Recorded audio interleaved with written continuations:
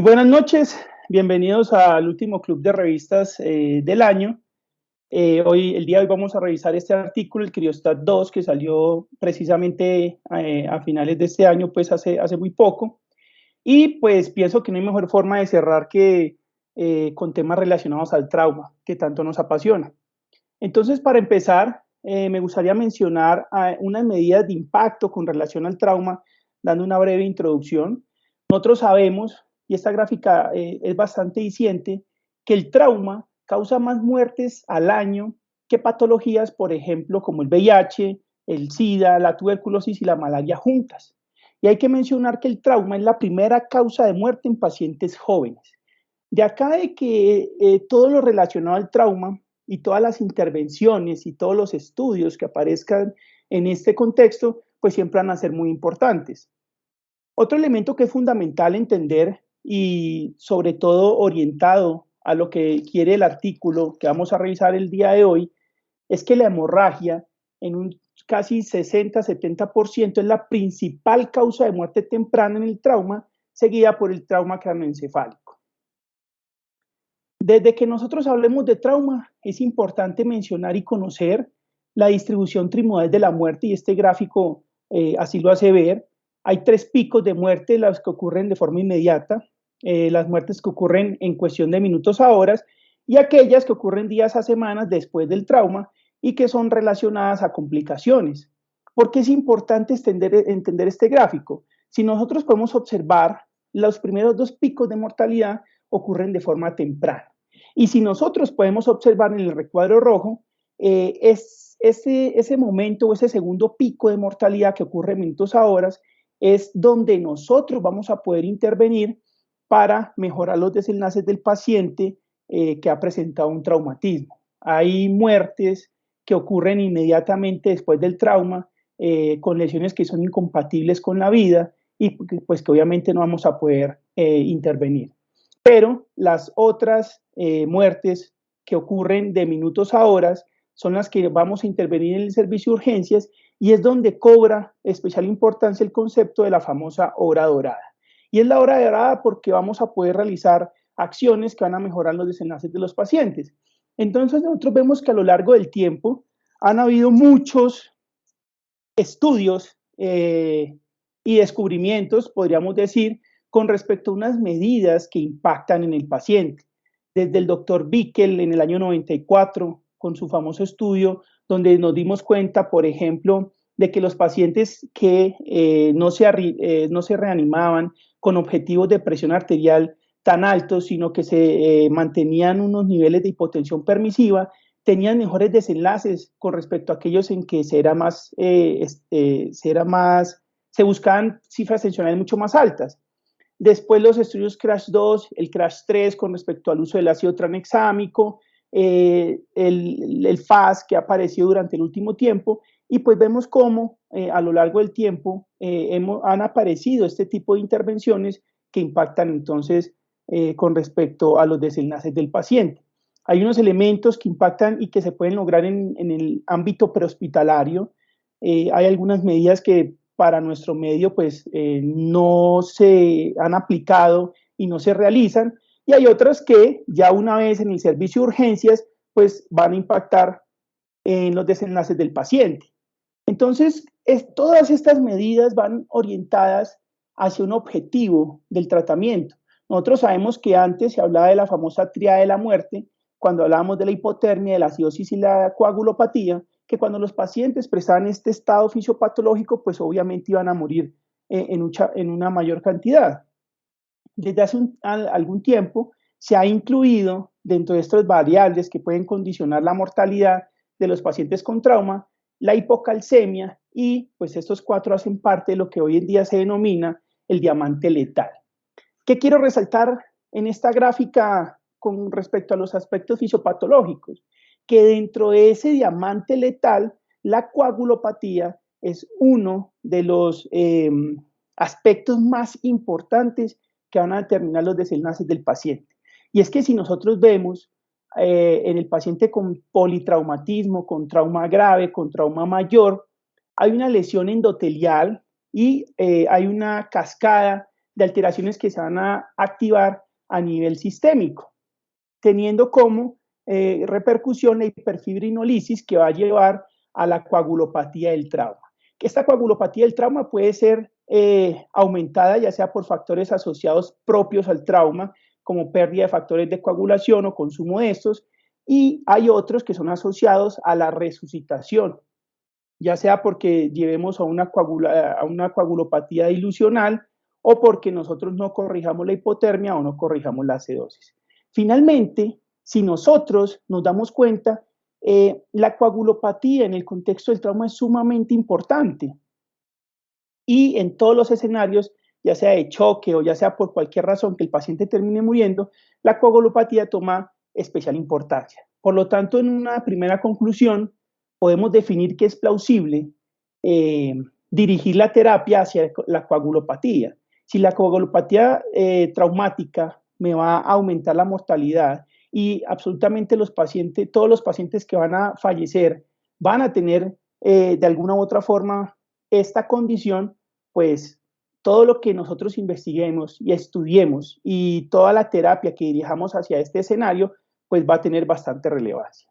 Entonces, una vez teniendo en cuenta y claro este escenario, vamos a revisar unos antecedentes con respecto a qué se ha estudiado en relación a la terapia dirigida al fibrinógeno.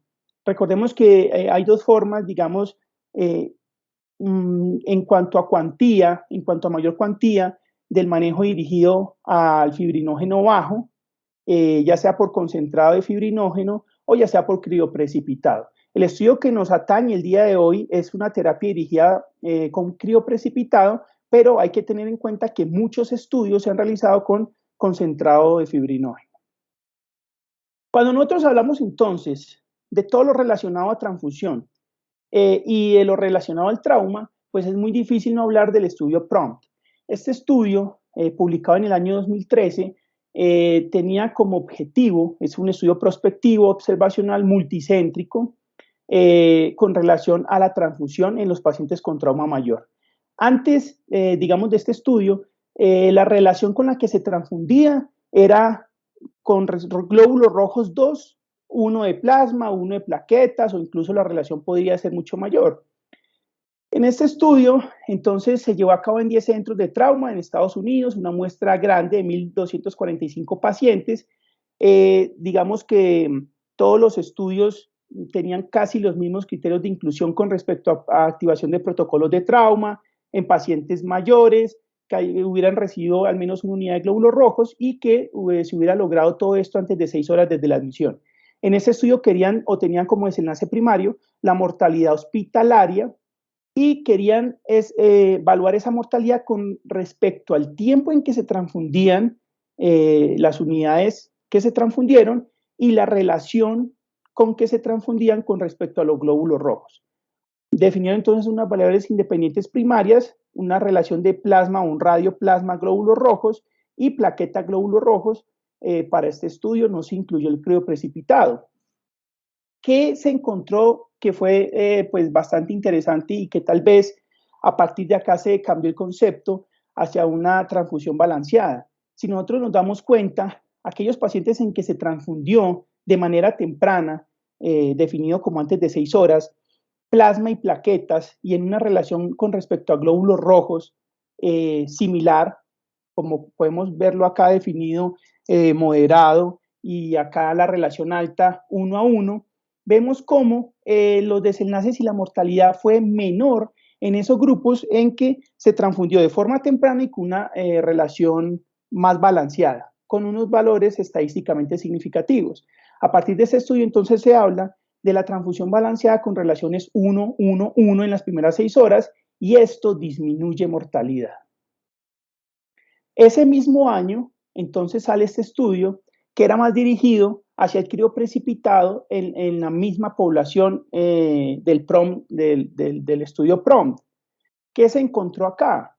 Acá se encontró que analizando todos los escenarios con los pacientes, tanto dependientes del tiempo con relación a la transfusión de crioprecipitado, dependientes del tiempo con relación a los valores de fibrinógeno o con relación a los pacientes que presentan coagulopatía definidos como un INR por encima de 1.3, A diferencia del estudio original del PROMPT, que incluía plaquetas y plasma, se encontró que el uso de crioprecipitado no disminuía la mortalidad a 6 horas, como se ocurrió en el estudio previo. Vemos cómo absolutamente todos los HR atraviesan en los intervalos de confianza la unidad, por lo que no es estadísticamente significativo, tanto a las 6 horas como a las 24 como a los 30 días. Entonces acá empezaba la discusión de por qué si el uso del crioprecipitado dirigido hacia esa coagulopatía, específicamente a niveles bajos, probablemente el fibrinógeno, no impactaba en la mortalidad. Entonces empezaron a aparecer muchos estudios, este es en el 2016, un estudio muy interesante australiano con respecto al crioprecipitado o a la administración de este posterior al trauma. Este también es un estudio retrospectivo y aquí quiero hacer claridad. Hasta la fecha, la mayoría de los estudios, tuvieran significancia o no, la mayoría eran retrospectivos. Ensayos clínicos no habían y aunque tuvieran significancia algunos estudios, pues el peso estadístico con base en esos estudios pues no era muy grande. Continuando entonces con este estudio, 2 centros de trauma australianos. Dentro del protocolo que me llama la atención, ningún paciente recibió ácido tranexámico, hacía parte del protocolo de transfusión masiva de estos hospitales. Interesante fue que dirigieron la terapia y los resultados con base en niveles de fibrinógeno y finalmente aquellos pacientes que tenían un fibrinógeno por debajo de 100 miligramos por decilitro fueron los que finalmente incluyeron en el análisis. La muestra ocupó 3.996 pacientes, de los cuales 3.500 tenían reporte de fibrinógeno y el objetivo del estudio era determinar la mortalidad. Este es el flujo de cómo fueron ingresando los pacientes al estudio. Aquí hay un primer aspecto muy importante que tenemos que tener en cuenta dentro de las conclusiones.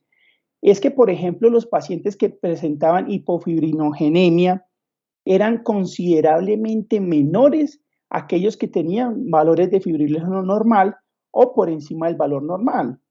Entonces, esto es llamativo que en una población tan grande con trauma grave o con trauma mayor, realmente los pacientes con bajos niveles de fibrinógeno son muy pocos. De estos pacientes con bajos niveles de fibrinógeno, entonces finalmente no todos recibieron crioprecipitado, solamente la mitad, el 56.6%, recibió el crioprecipitado. Y esta muestra o estos pacientes fueron los que finalmente fueron analizados. ¿Qué elementos importantes se encontraron dentro de los resultados? Si nosotros vemos, la mortalidad no fue estadísticamente significativa en aquellos pacientes con fibrinógeno bajo y que recibieron crioprecipitado con respecto a los que no recibieron. Y además de eso, y llamativamente, los pacientes que recibieron crioprecipitado incluso tuvieron más días de estancia hospitalaria. Y este resultado, este segundo resultado, sí fue estadísticamente significativo. Entonces, hasta el momento tenemos que no hay estudios que indiquen que el uso de crioprecipitado cause desenlaces favorables en el paciente con trauma. Hacia el 2018, y este es un ejemplo de varios estudios pivotales que salieron buscando mirar la viabilidad de realizar ensayos clínicos aleatorizados. Este es el ejemplo más grande y más claro, es el EFIT-1. Se pretendía realizar el ensayo en el Reino Unido multicéntrico, randomizado doble ciego, y ellos fijaron dentro del protocolo para realizar el estudio que el crioprecipitado, el concentrado de fibrinógeno fuera administrado antes de 45 minutos y al menos al 90% de los pacientes. Desafortunadamente, en ese estudio pivotal no lograron conseguir los resultados, por lo que el estudio no fue viable y finalmente pues el estudio no continuó y no se realizó. Hacia el 2021, y este es un estudio que pues es llamativo, buscan la asociación del uso de crioprecipitado en la sobrevida en los pacientes pediátricos que recibieron transfusión masiva y presentaron traumatismo mayor. Este estudio también fue publicado en JAMA. Es un estudio de cohortes con componente retrospectivo de 2014 a 2017. Nuevamente, es un estudio de no intervención. Fueron pacientes menores a 18 años. Entonces, hay pacientes que probablemente entren dentro de los que, por ejemplo, en nuestro estudio fueron tomados por encima de los 16 años. Se consideró una transfusión masiva a partir de 40 mililitros por kilogramo. En las primeras 4 horas de ingreso al servicio de urgencias, el desenlace primario mortalidad intrahospitalaria en 24 horas, y finalmente los pacientes analizados, una gran muestra en 1948. ¿Qué se encontró entonces que es llamativo en esta población pediátrica? Que la mortalidad por todas las causas tuvo una significancia estadística. Hubo menos muertes en el grupo que recibió crioprecipitado con respecto al que no recibió, con una reducción absoluta del riesgo de 6.9%. Y como podemos ver, pues el RR se comporta, el RR está por debajo de la unidad, por lo que se manifiesta como un desenlace o como un resultado protector. Cuando vemos entonces la edad de los pacientes, estos de menos de 10 años fue ajustados al centro, mayores de 10 años también tienen resultados estadísticamente significativos con respecto a reducción en la mortalidad. Y digamos que los estudios, generalmente los que tienen algún tipo de significancia, lo hacen con respecto a los traumas penetrantes, como por ejemplo vemos acá. Vemos que en estos traumas penetrantes también hubo una menor mortalidad con respecto a los pacientes que recibieron crioprecipitado con una significancia estadística. En el año 2022 sale este estudio que es la disminución de la mortalidad cuando se recibe crioprecipitado durante la transfusión masiva en traumas penetrantes, nuevamente, este estudio en adultos.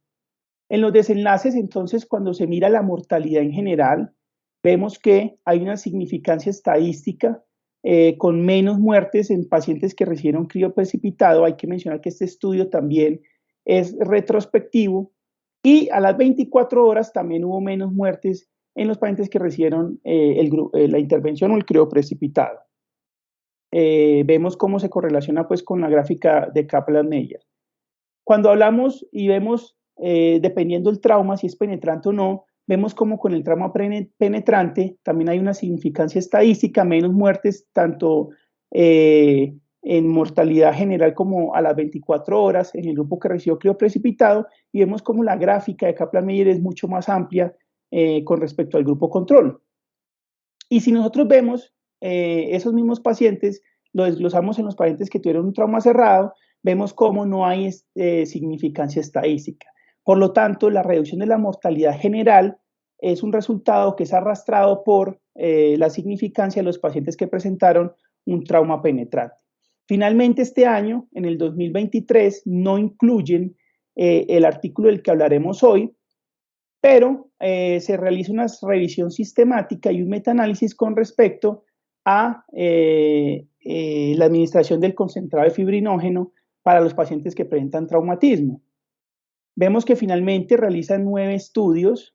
Hay que mencionar que incluyen el estudio pivotal del que hablaremos hoy. Y cuando vamos a mirar los resultados, mortalidad hospitalaria, no hay diferencias estadísticamente significativas. Cuando nosotros vemos los requerimientos transfusionales de glóbulos rojos en las primeras 24 horas, no hay diferencias estadísticamente significativas. Y cuando vemos los requerimientos de plasma fresco congelado a las 24 horas, parece ser que está a favor del grupo control, no de aquellos que recibieron fibrinógeno. Digamos que nos podríamos sentar a discutir, el I2 es bastante alto y una P que habla de que este metaanálisis es bastante heterogéneo. Sin embargo, pues son los estudios, como ya mencioné, que hay. Solamente estudios retrospectivos, observacionales, y hasta la fecha no había ningún ensayo clínico de peso. Eso nos trae entonces a lo que vamos a revisar el día de hoy, el CryoStat. Hay que mencionar que para el año 2015 se hizo el estudio pivotal sobre la viabilidad de realizar el estudio CryoStat. Fue publicado en la revista del Journal de Anestesia, el Journal Británico de Anestesia, como ya mencioné, en el año 2015. Se hizo entonces bajo las mismas condiciones de las que hablaremos, criterios de inclusión y criterios de exclusión, inicialmente 202 pacientes elegibles, pero después de la exclusión y sacar los pacientes que no fueron aleatorizados, quedaron 44 pacientes que fueron aleatorizados. De esos 44 pacientes, 21 se localizaron en el grupo de crioprecipitado y 22 en el grupo de manejo estándar. Ellos definieron como desenlaces que los pacientes recibieran el manejo antes de 90 minutos y que al menos el 90% de los pacientes recibieran la terapia con crioprecipitado. ¿Qué encontramos? Que el promedio para haber recibido crioprecipitado en minutos fue de 60 minutos en el grupo de intervención, que se alargó hasta los 76 minutos, por lo que el objetivo se cumplía, y eso fue estadísticamente significativo. Cuando nos fuimos a las 6 horas, pues esa relación se mantuvo. En este estudio, el 85% de los pacientes del grupo de intervención, o sea, el crioprecipitado, recibieron la intervención, que fue muy cerca del desenlace que se buscaba, que era el 90%. Por lo tanto, hasta este momento, pues es viable realizar el estudio.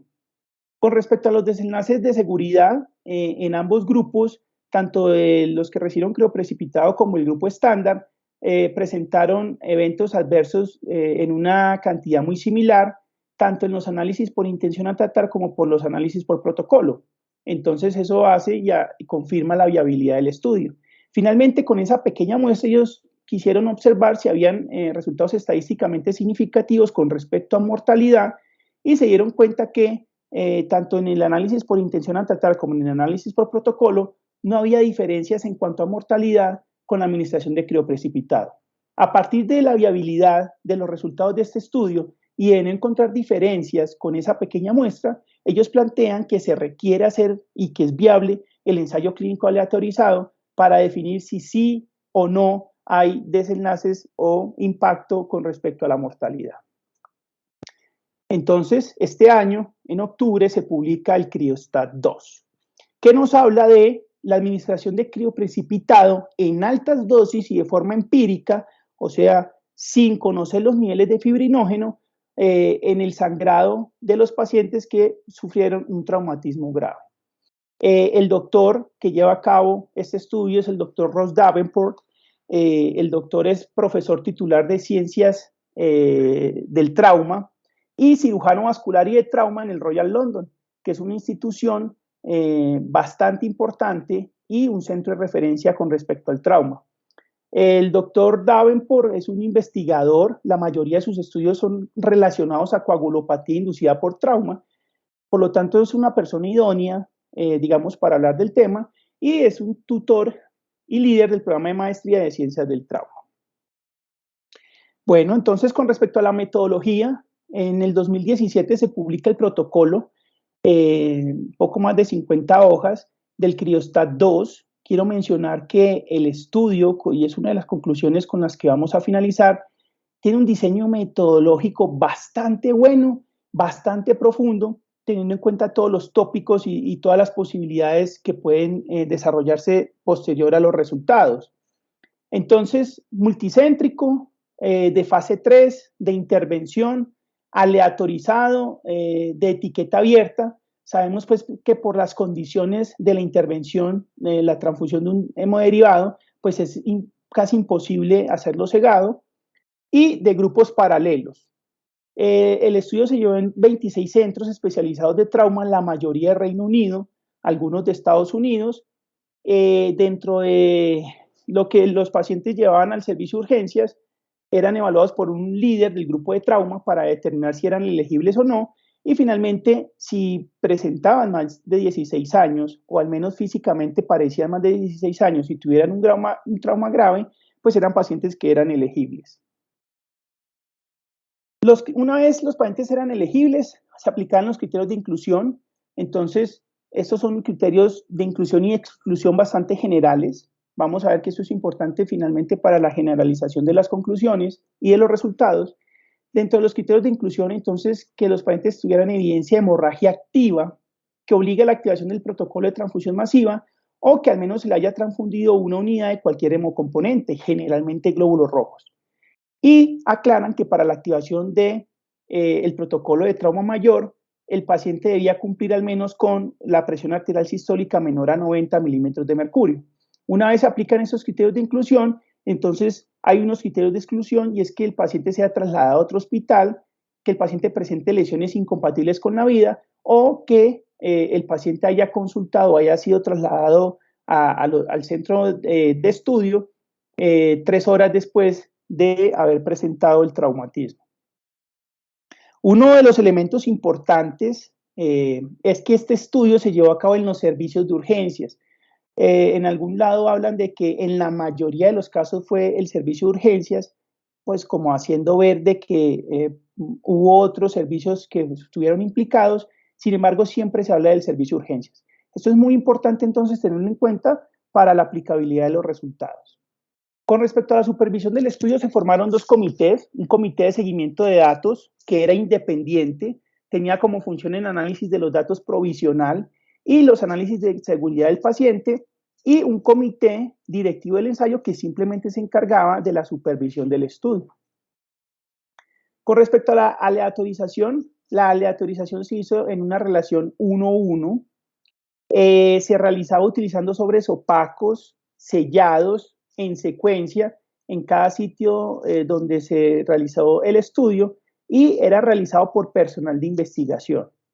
La secuencia era generada por computadora, era de tamaño variable, de bloque variable. Esto es muy importante, digamos, en la discusión con el doctor Chacón, porque no se podían fijar, o digamos es una estrategia no fijar números del bloque, del tamaño de bloque, porque hay sitios donde hay más ocurrencia de pacientes, mientras que hay otros sitios que tienen menos ocurrencia.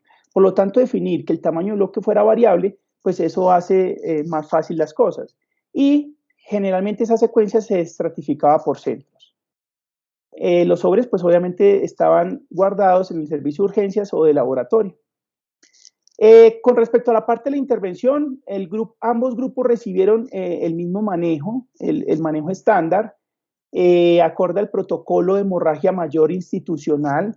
Uno de los requisitos era que cada institución tuviera un protocolo. No era obligatorio que ese protocolo fuera el mismo para todos los centros, y generalmente ese protocolo debía incluir un manejo balanceado de la transfusión con respecto a glóbulos rojos y plasma fresco congelado. Ese protocolo, pues obviamente debió haber sido revisado y validado por el grupo de estudio. Generalmente los primeros paquetes incluían 4 unidades de glóbulos rojos y 4 unidades de plasma fresco congelado, y a partir del segundo paquete incluía pool de plaquetas para ajustar una relación 1:1:1. Hay que mencionar que algunos protocolos incluían 2 pools de crioprecipitado, que es lo que equivale a 4 gramos de fibrinógeno a partir del segundo paquete. Esto es importante porque vemos que algunos pacientes dentro del protocolo de las instituciones, algunos pacientes de la terapia estándar van a recibir crioprecipitado, pero también es muy interesante mencionar que los investigadores tuvieron en cuenta este posible sesgo. Ya más adelante profundizaremos en esto.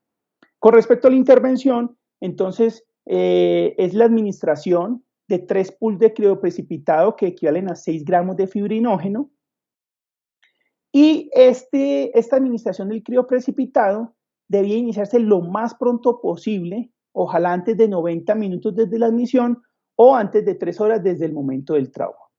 Con base entonces en todos los elementos que tenemos, se fijaron unos desenlaces: el desenlace primario, la mortalidad a 28 días, y se definió unos desenlaces secundarios que consta de 25 desenlaces, que se resumen en mortalidad por todas las causas a las 6, 24 horas, 6 y 12 meses, requerimientos transfusionales a las 24 horas, estancia en UCI y hospitalización, destino al egreso, incluyeron incluso calidad de vida y Glasgow al egreso, y definieron unos desenlaces de seguridad como eventos trombóticos sintomáticos, arteriales y venosos al egreso y a los 28 días, y los requerimientos de transfusión masiva. Con base en estos elementos, entonces nos podemos generar la pregunta pico.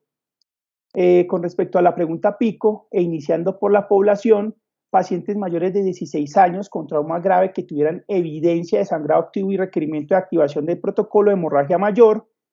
El grupo de intervención, entonces 3 pools de crioprecipitado que equivalen a 6 gramos de fibrinógeno antes de 90 minutos desde el ingreso o 3 horas desde el trauma. El grupo control, entonces el manejo estándar según el protocolo institucional. Y finalmente el desenlace primario o el outcome, es la mortalidad a 28 días. Con base en esto, eso nos deja la pregunta de investigación y es, en los pacientes con trauma grave mayores de 16 años y evidencia de sangrado activo, la administración temprana y empírica de crioprecipitado comparado con la terapia estándar disminuye la mortalidad a los 28 días. Ese es el flujograma a través de los cuales fueron ingresando los pacientes, inicialmente 9.036 pacientes elegibles, luego de no cumplir los criterios o después de cumplir los criterios de inclusión y generar los criterios de exclusión, quedan 2.756 pacientes que son elegibles para la aleatorización y después hay otras pérdidas. Me gustaría hacer una mención con respecto a los criterios de exclusión y es algo que hemos venido hablando, que los criterios de exclusión no es el contrario a los criterios de inclusión, eso es un error, porque los criterios de inclusión solo se aplican a los pacientes que ya fueron incluidos y cumplieron esos criterios de inclusión. Entonces, por ejemplo, que un paciente después de cumplir los criterios de inclusión no presente sangrado, pues eso es un error, entonces no debía haber ingresado dentro de los pacientes que pudieran ser incluidos porque pues una de los criterios de inclusión es que tengan un sangrado activo, que no presentan una lesión traumática, pues eso también se contradice, y uno de los errores más grandes, digamos que hemos podido ver en los ensayos o dentro de este algoritmo de criterios de exclusión en los pacientes que ya fueron incluidos, es colocar que no cumplían con la edad. Y quiero mencionar que en este caso no es un error porque los investigadores mencionaban que en escenarios donde no se conociera el paciente físicamente, si pensaban que era mayor de 16 años, lo incluían en el estudio. Algunos pacientes que fueron incluidos bajo esta condición, pues después de que se verificó la edad y resultaron menor a 16 años, pues se sacaron. Entonces, en esta ocasión no es un error de esta forma en que se ingresan los pacientes y se excluyen. Finalmente, 1.604 pacientes son aleatorizados. Estos 1.604 son los que finalmente se les realizará el análisis por intención a tratar y de estos 760 fueron aleatorizados o analizados en el grupo de intervención y 771 en el grupo de manejo estándar. Con respecto al análisis estadístico, ellos asumen o establecen un poder del estudio del 80% con una significancia del 5% a 2 colas. Con base en eso, ellos esperan una reducción absoluta de muerte del 7% con base en una mortalidad basal del 26%, por lo que estiman una mortalidad que se reduzca al 19%. Ellos plantean un diseño secuencial con pautas de finalización según la regla de O'Brien-Fleming, y es muy interesante y bastante significativo que ellos hagan este reconocimiento en el estudio y esta claridad. Con base en eso, entonces, hacen un análisis después de 500 pacientes y de 1.000 pacientes, y el valor de P ajustado al final del análisis fue de 0.0453. ¿Por qué quiero hacer referencia a la regla de O'Brien-Fleming? Que se me hace que es un punto fuerte que a lo largo de los ensayos o los estudios que hemos revisado a lo largo del año, ellos no habían tenido en cuenta esto. Y es que cuando se hacen análisis intermedios, es importante definir que yo realizo el muestreo, obtengo una muestra con base en la significancia. Para este ejemplo 0.05, como menciona el estudio, eso me arroja una muestra de 1.604 pacientes. Si yo voy a hacer análisis intermedios, entonces, con 500 pacientes y con 1.000 pacientes, vemos que esta P es para esta muestra.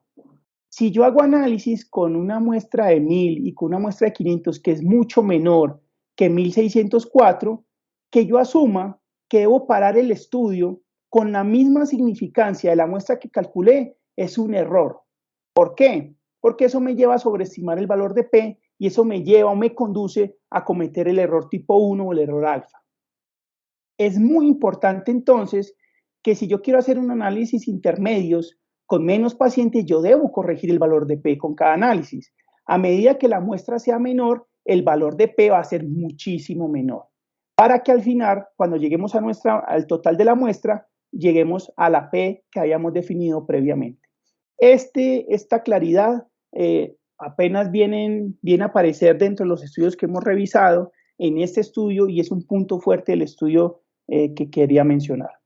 Entonces, continuando, se definió entonces una tasa de abandono del 2.5%.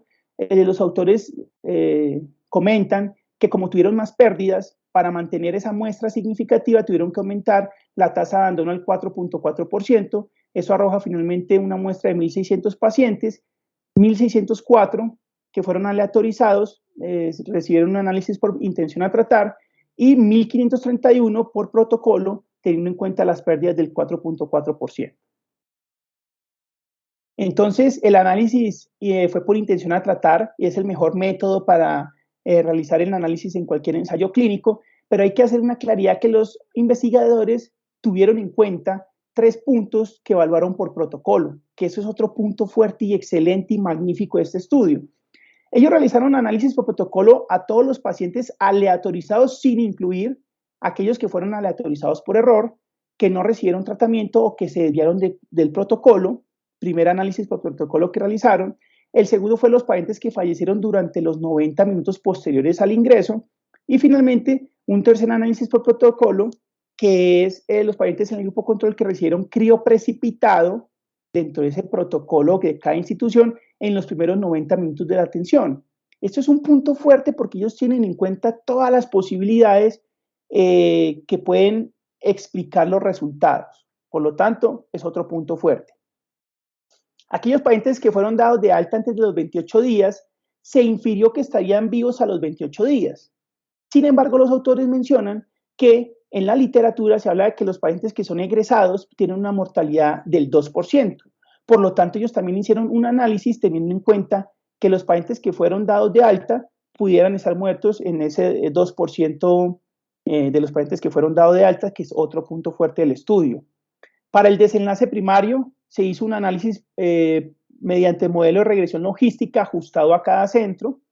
Se complementó un análisis de regresión logística mixta ajustado al riesgo. Entonces se definieron unos grupos de riesgo que pudieran tener mayor mortalidad, dados por la edad, el tipo de trauma, sexo, el ISS al ingreso, la tensión arterial sistólica de Glasgow y que hayan recibido o no ácido tranexámico. Y finalmente, pues para la supervivencia, se calculó mediante el método de Kaplan-Meier y se compararon los riesgos mediante la regresión de Cox. ¿Por qué no la de long rank? Porque la de Cox me permite evaluar múltiples variables, mientras que la de long rank solamente compara un grupo. Por lo tanto, otro punto fuerte para el estudio. Esto hace parte del protocolo que ellos establecieron, definieron ciertas actividades para ciertos tiempos, fue demasiado organizado y demasiado o muy bien planeado. Definen tiempo 0 para todo lo que hacía parte del ingreso y la elegibilidad del paciente, el tiempo 1 para recibir esta terapia de intervención, ya sea el crioprecipitado o la terapia estándar, e incluso tuvieron unos tiempos que se definieron a los 14 días o 12 meses para determinar, digamos, esos desenlaces secundarios de los pacientes después del ingreso. ¿Qué tenemos con respecto a los resultados? Las características basales de los pacientes fueron muy similares, tanto en el grupo de intervención como en el grupo de manejo estándar. Con respecto a las lesiones y la parte fisiológica al momento de ingreso al servicio de urgencias, también fue muy similar entre ambos grupos. Y con respecto a las intervenciones prehospitalarias administradas, pues también fueron muy similares. Algo que me llama la atención y es que, por ejemplo, la intervención de ácido tranexámico, tanto en el grupo de intervención como en el grupo de manejo estándar, no alcanza el 100%. Estos son los manejos prehospitalarios e incluso los autores mencionan que cuando llegan al servicio de urgencias, la suma de los pacientes entre manejo prehospitalario y servicio de urgencias tampoco llega al 100% de ácido tranexámico. En un escenario donde el paciente teóricamente está dentro de esas 3 horas para que cumpla el protocolo. Entonces es llamativo porque no mencionan por qué no se le administró ese ácido tranexámico a esos pacientes y no se cumplió con esa totalidad de manejo. Simplemente es como un hallazgo a resaltar.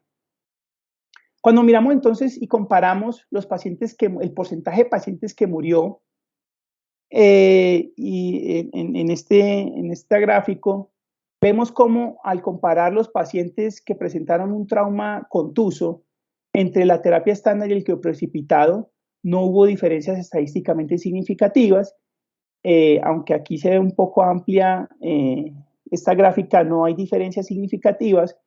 En el total que recibieron crioprecipitado con manejo estándar tampoco hay diferencias estadísticamente significativas, y hay que resaltar que los pacientes que presentaron un trauma penetrante, esto es llamativo y es contradictorio con todos los estudios previos, vemos que hay una significancia estadística en contra del crioprecipitado. Los pacientes que presentaron lesión penetrante y recibieron crioprecipitado incluso tuvieron una mayor mortalidad. Cuando se hace entonces este análisis por subgrupos, vemos cómo con respecto a la intención a tratar, como por protocolo, no hay diferencias estadísticamente significativas. La edad, el sexo no tiene diferencias estadísticamente significativas, y con respecto al tipo de trauma, vemos cómo en el trauma penetrante está a favor de la terapia estándar.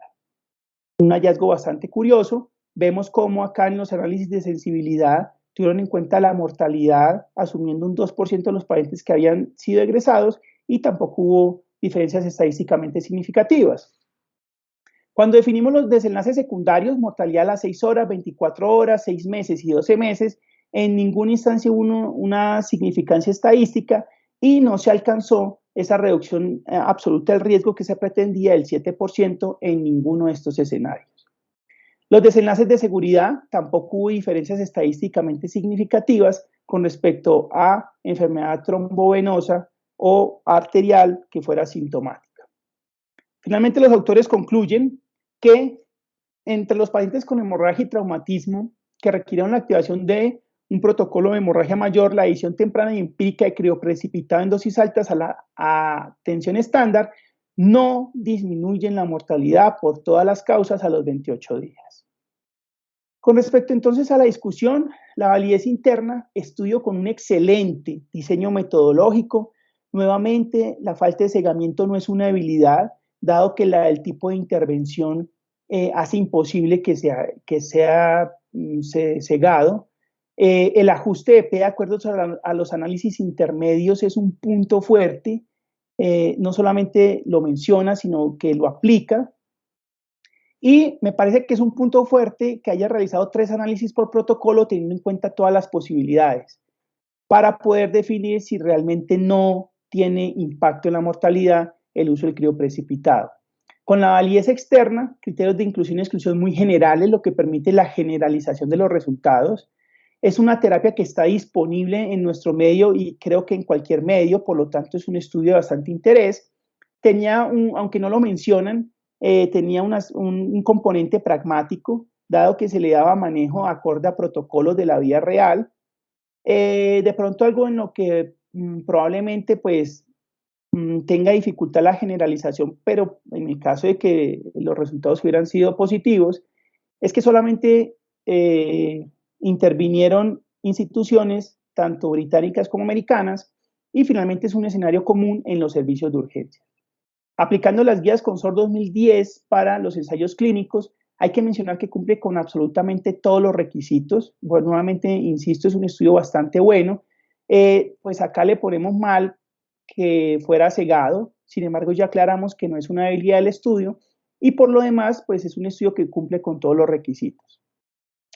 Y ya para finalizar, con respecto a las conclusiones personales, quiero iniciar con esto, porque muchas veces se ha discutido que por qué se revisan, por ejemplo, ensayos clínicos o por qué se revisan estudios que no tienen resultados, entre comillas, positivos.